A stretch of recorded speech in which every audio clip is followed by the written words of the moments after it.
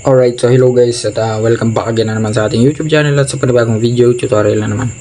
Again, tulad ng sinabi ko sa nakarang vlog natin patungkol dito sa ating RPM gauge kung paano mag-install sa motor. Meron tayong dalawang paraan, isang direkta or yung napakadaling paraan para makapag-install tayo ng universal RPM. And yung isa naman kung saan ginagamitan natin siya ng pulser or trigger coil or yung trigger na tinatawag. So dito guys, applicable din naman to sa lahat ng motor, pero pwede kasi yung itinuro natin nung una, at the same time pwede din ito.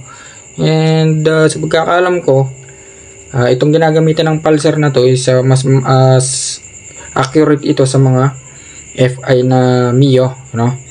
For example, M3. So ano pa ba? At iba pa. Okay, so hindi na natin papatatagalin na umpisa na natin yung ating tutorial. Again, tulad nung tinuro ko ng nakaraan guys. Ayan, sa ilang wire lang tayo magpo-focus, ano, kasi nga RPM lang naman yung i-install natin. Ilang wire lang yung kailangan dyan. Pero ituturo ko pa rin kung paano yung function ng mga inilagay nating components dito. So mag-umpisa tayo sa battery. So sa battery, meron tayong positive at negative. So kapag nakakita kayo ng ganyan symbol, automatic yan yung ground natin. And sa color coding nga pala, tulad lang ng una, universal yung ginamit natin, which is yung kulay green wire, automatic siya yung ground. So common itong color coding na to sa mga Honda at sa mga China. So kapag nakakita kayo ng ganitong symbol, pwedeng nakatap yan sa chassis or yung symbol ng ground. So ganito kasi yan guys, meron tayong wire na nakatap sa negative terminal, and yung wire na yun, itatap pa rin yun sa frame or sa chassis ng motor. Okay, so dito na tayo sa ating positive. So sa positive terminal ng ating battery, may wire na manipis dyan, pupunta naman yan sa ating ignition switch.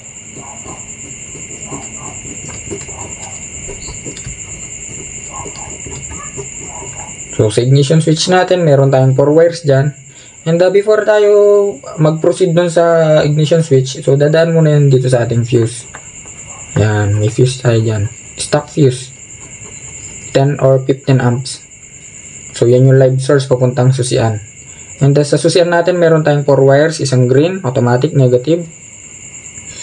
And black na may white. So papunta yan sa CDI, nakita nyo naman. Yan, so hindi ko na nilagay yung CDI dito. And wire na lang yung nilagay ko. So yung red, from positive terminal ng battery, live source. At saka mayroon tayong black wire, kung saan ito yung ating ACC wire. Ayan, or accessory wire na tinatawag. So yung live source na galing sa ating positive terminal ng battery or galing sa mismong battery, kapag sinusi mo or turn on mo yung susian, lilipat lang yun dito sa may, ayan, accessory wire. Kaya trigger yung ating accessory wire. Again, sa accessory wire, napakaraming sinusupply niyan. O pwedeng headlight, brake light, tail light, flasher, busina, at iba pa. So dahil RPM gauge or tachometer yung i-install natin, so magko-connect tayo dyan, ano? And dito naman tayo sa ating RPM gauge. RPM gauge. Okay, so sa RPM gauge natin guys, meron tayong 5 wires dyan. Dito nga pala may kalituan, ano, kasi kung makikita nyo, meron dalawang black dyan, pero yung dalawang black wire na yan, magkaiba yung function yan, pero same color. Okay, so dito muna tayo sa ating red. Sa red natin, yan ay positive. Then sa upper part muna tayo, so dito sa dalawa na to, and dito naman sa black na to, yan ay negative. Okay, so tulad ng sinabi ko, same color, different function. So yung dalawa na yan guys, yung positive na yan at yung negative or yung red at saka black, manipis lang yan, ano, kasi yan yung ilaw ng ating tachometer. So may ilaw kasi to para sa gabi, kapag kagabi, no? Again, so may ilaw yung ating tachometer, ano, kasi nga kapag kagabi, so hindi po pwedeng hindi natin nakikita yung gauge na yan kasi useless lang din kapag gagabi, wala tayong visions. So katulad lang ng dashboard yan, so may ilaw din yan. And ayun nga, so itong red na to at saka yung black na yun, pares na manipis, yan yung positive at negative ng ilaw. So sa ilaw yan. And dito naman sa baba, pagdating naman dito, magiging positive siya. Tapos yung green naman is magiging ground. So katulad nun, kulay green. So siya yun naman yung ground natin. And dito sa dalawang wire na to guys, matataba yan ano. Itong tatlo na to. So pares na matataba yan, same size yan. Hindi tayo malilito dyan. So malilito lang tayo sa kulay, pero sa nipis at taba, magka iba yan. Okay, so dito na, okay guys, ano, itap na natin siya. At yung isa nga pala naiwan. So kung mapapansin nyo, meron tayong black na may yellow dyan. At mapapansin nyo dito, meron tayong black na may yellow dito sa ating ignition coil. Ignition coil. Yung una kasi guys, itinap natin siya dito, direkta sa wire. So ngayon, dahil meron tayong pulser, doon natin siya itatap. Kasi nga guys, applicable to sa mga FI na M3, Mio, ganyan at iba pa. Okay, so wire yan nga pala natin to, no?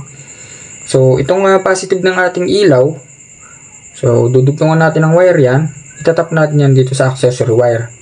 Yan. And same lang din dito sa may positive na mataba na black wire. So dudugtungan din natin yung wire. Kung pwede na natin pagsamahin yung dalawa na yan, no? Yan. Pagsamahin na natin yung dalawa na yan. Yung isang manipis na red at yung mataba na black. Then tap natin ang misanan dito sa accessory wire. So ganoon din dito guys.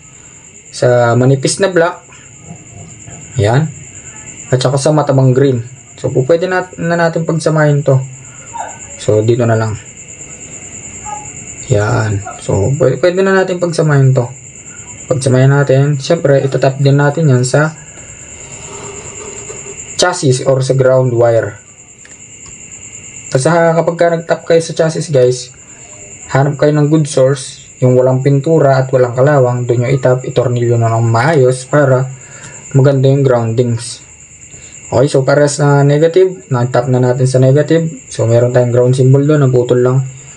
And dito na papasok yung ating pulser. Kung saan yung natirang wire dito sa ating RPM gauge, which is itong black na may yellow, i-connect naman natin siya dito sa may ayan. Dito nga pala guys, kapag bumili kayo ng pulser, meron dalawang wire yan, ano? Isang black na may white at saka green. So ibig sabihin positive at negative lang siya. So yung positive ng ating RPM gauge or yung mismong tachometer natin, i-connect natin yan dito sa may positive din or sa may blue na may white ng ating pulser. And yung pulser, yung green wire ng pulser, pwede na yan i-connect sa may ground din. Ayan. Oops. So dinaanan natin yung ayan. So pwede na to, or pwedeng direkta siya dito kasi nakatornilyo to guys. So kung makikita nyo or mapapansin nyo sa ignition coil natin, isa lang yung wire nyan, which is itong black na may yellow. Wala na tayong makikitang ground kasi nga nakatornilyo na yan. Yun na yung negative nya, yun na yung ground nya, nakatap na siya sa chassis. Again, so dito sa pulser, i-connect natin yung black na may yellow sa nagaling sa RPM papunta dito sa may black na may white. And yung kabilang wire naman, i-connect natin siya sa ground wire. And hindi pa dun tapos guys, ano?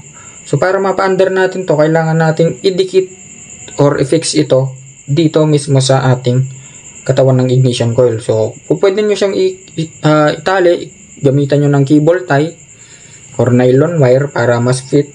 Kasi yung ating pulser, babasahin yung static ng ating ignition coil, ano? Kung gaano kalakas yung binubugan na static nito. Kasi guys, yung ignition coil natin, yan yung nagdodoble or nagtitriple ng kuryente papunta sa may spark plug. Ayan. So may spark plug kasi tayo dito. Ayan. So ganyan yung spark plug natin. Meron yan center electrode at saka Negative. So, yung binubugang static nito or yung kuryente na babasa ng ating pulser, yung pulser naman natin, ibabato niya sa ating RPM gauge. Yung RPM gauge, siya yung mag-i-indicate kung ilang RPM na yung binubugan ng iyong motor or yung inaandar ng iyong motor. So, bali ganun lang kasimple guys, ano? And take note, no? Wag nga pala tayo malilito sa pagtatap dito. Sa may black na may white at saka sa may black na may yellow kasi kill switch to, no guys? So, kapag in-off mo yung susihan, mamamatay yung motor. So, kailangan dito tayo lagi magtatap. Kung yung inyong motor is for example, TMX 125, so pwede nyo na itong i-direkta dito sa may black na may yellow wire. Ngayon, kung M3 naman, Mio ganon, Mio Sporty, so pwede nyo siyang gamitan ng pulser. And yung pulser, idikit nyo dito sa may ignition coil. So, bali ganun lang kasimple guys. Napakadali lang kahit kayo kaya nyo mag-install. And napakamura lang pala nito, no? Sa Shopee, nagre-range lang siya ng 250 to 300 pesos. So, sama nyo na ito. And dagdag forma or dagdag pogi sa inyong motor. Yun, so bali hanggang dito na lang. At sana may natutunan kayo, no? Kung nagustuhan nyo yung video na to, so please like, share, and subscribe.